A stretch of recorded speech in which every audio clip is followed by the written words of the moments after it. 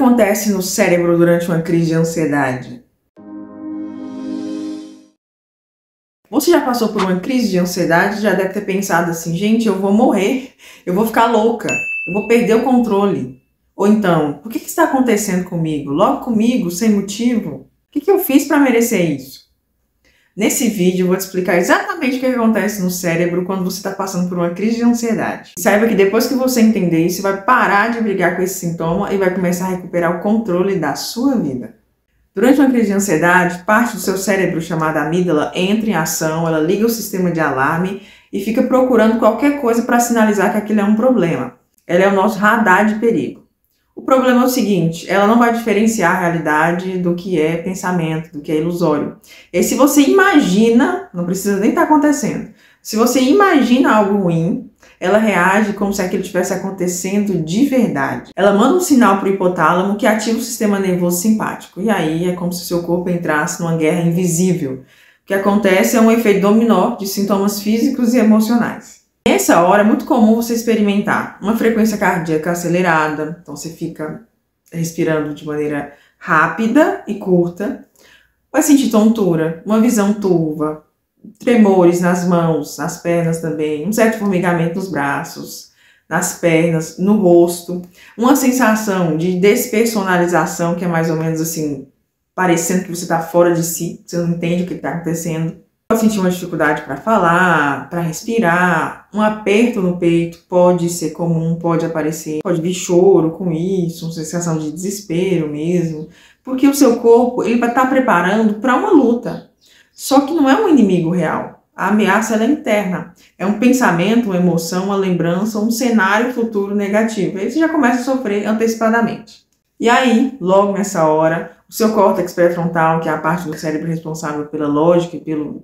julgamento, discernimento, perde a força, perde a noção. E aí, você para de pensar com clareza. Era o que você mais precisava nessa hora para retomar o controle.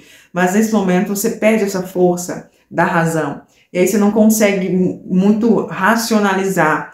Você não consegue calibrar esse medo intenso, né, que a amígdala disparou durante essa crise. E aí você só sente aquela imensidão de sintomas naquela intensidade toda.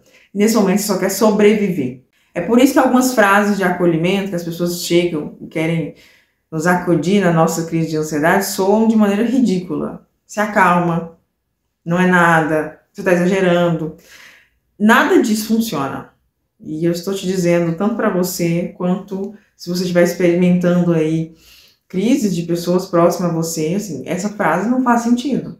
Não é essa frase que vai comunicar para essa pessoa um estado de segurança. Elas não acessam a parte do cérebro que está no controle naquele momento. Pelo contrário. E uma coisa muito comum, e que isso para mim é muito marcante na crise de ansiedade, é a sensação de humilhação que a gente sente durante a crise, mas também pós. De refletir assim, nossa, eu estava chorando por coisa nenhuma. Nossa, que inferno é esse desse transtorno, dessa ansiedade que me joga no chão, né? Não deixa eu pensar direito, eu reagi de uma maneira tão, às vezes, ridícula, né? Eu chorei em público, eu me desesperei, eu entrei em pânico por uma questão, assim, pequena em relação aos olhos dos outros. Embora não deixe essa sensação tomar conta de você, mas como mulher a gente experimenta isso mesmo. Essa sensação de humilhação, de perder o controle. Só que aqui tem um ponto chave. A crise, ela é real, mesmo que o perigo não seja. Então, seu corpo está reagindo como se estivesse lutando pela vida. Eu reajo, né, daquela forma intensa e verdadeira, porque dentro de mim algo saiu do controle. Então, não dá muito para a gente ter raiva da crise, sendo que ela é verdadeira, mesmo que o sintoma, aliás, mesmo que a razão que me levou para a crise não seja algo real. Se é imaginado, é real dentro de mim, é real do meu mundo. Tem que ter compreensão sobre isso e muita empatia.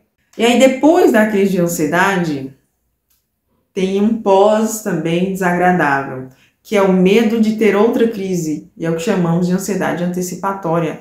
Você começa a ter medo de ter medo. É muito comum isso no transtorno de pânico. Isso por si só já começa a virar um gatilho. O medo antecipado de ter outra crise e passar por esse estado humilhante, desconfortável, vulnerável. Aí a pessoa que já teve uma crise começa a viver num estado de vigilância constante, tentando evitar algo que pode não acontecer. E aí essa pessoa, ela vive fugindo da vida, porque ela começa a evitar gatilhos. Eu falo que evitar gatilhos não é uma estratégia muito inteligente, mas eu sei que para quem tem medo ou ninguém gosta de entrar em situações desagradáveis ou que se sente perdendo o controle. Então, é uma tentativa de sobrevivência. Em todos os casos, é uma tentativa de sobrevivência. O ciclo da ansiedade funciona mais ou menos assim. Vem o gatilho e vem uma resposta automática em forma de crise, vem o medo da crise e depois os gatilhos eles se retroalimentam.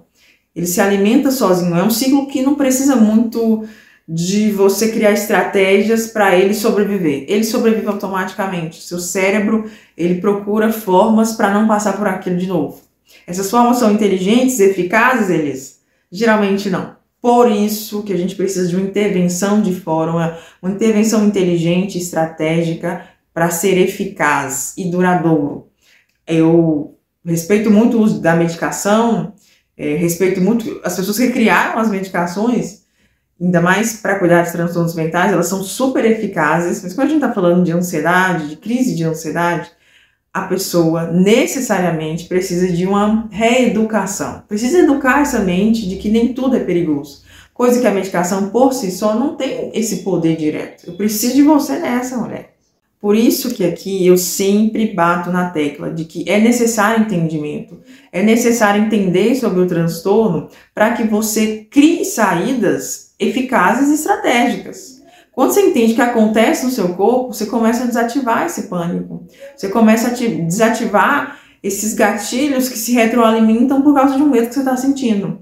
Você para de sentir que você está errada, que você está louca, que você não tem o controle de fato. Você começa a observar e deixar de uma vez por todas de ser engolida por esse transtorno, por essa sensação, por essa reação automática. Então, seu cérebro não está fazendo nada de errado, ele está apenas tentando sobreviver e está tudo certo com essa resposta.